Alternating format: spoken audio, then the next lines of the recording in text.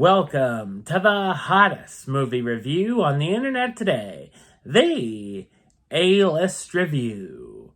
I'm your host, the Game Changer, Wes Troop. And this time, we're going to hop into the mint-flavored time machine and head back to the year 2020 for good reason. And that is, this is a Pixar film that I saw back in that year, but never reviewed for some reason. So I figured now's as good a time as any. My review of the 2020 animated fantasy comedy drama, Soul, coming up now.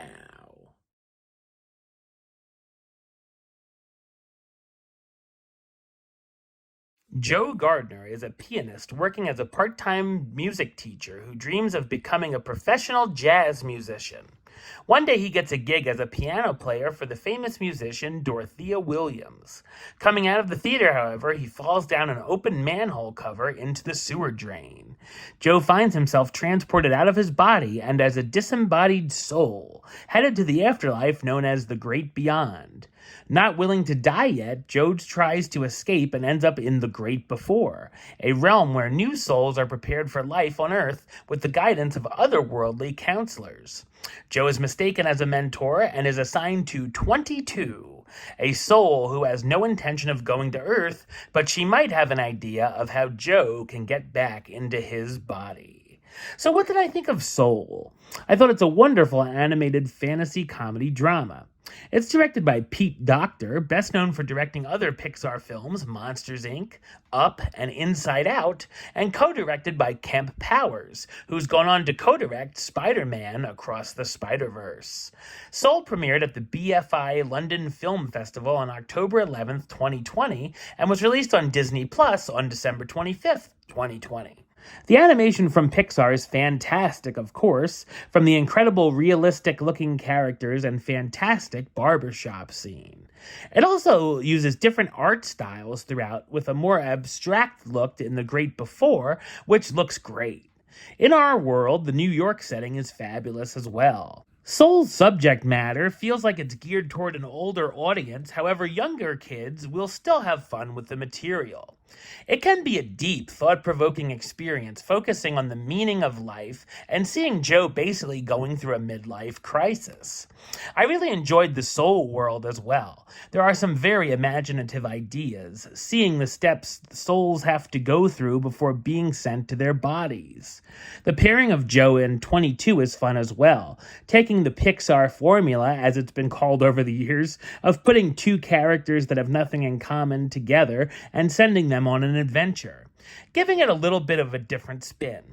Of course, they clash at times with Joe trying to pass on his knowledge and 22 not wanting anything to do with going to Earth. Seeing the former mentors 22 had trying to teach her is very funny, and there are a number of other good laugh-out-loud gags as well. I wasn't sure about the body swap storyline that happens at first, but it ends up working very well. Of course, being Pixar, we get some emotional and even heartbreaking moments throughout, so you might want to get your tissues ready. The score by Trent Reznor, Atticus Ross, and John Baptiste is amazing as well. Spectacular work from the voice cast, starring Jamie Foxx as Joe Gardner, the jazz pianist and music teacher who seeks to reunite his separated soul with his body. Tina Fey as 22, the cynical young soul with a dim view of life on Earth. Graham Norton as Moonwind, a spiritual sign twirler.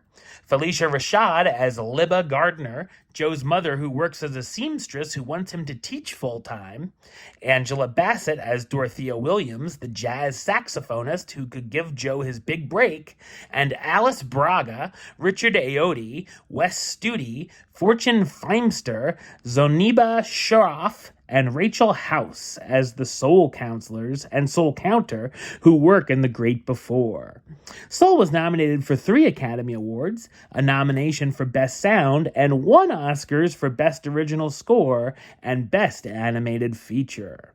Soul is an imaginative, ambitious, beautiful animated film with messages for audiences of all ages and is another top tier entry into the overall fantastic Pixar catalog.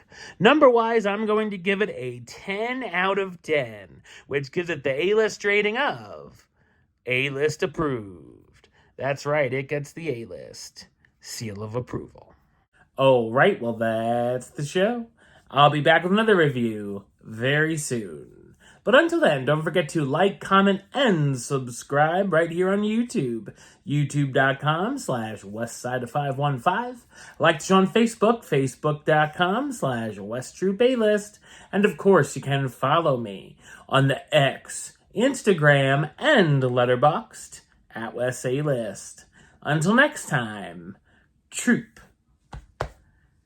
out.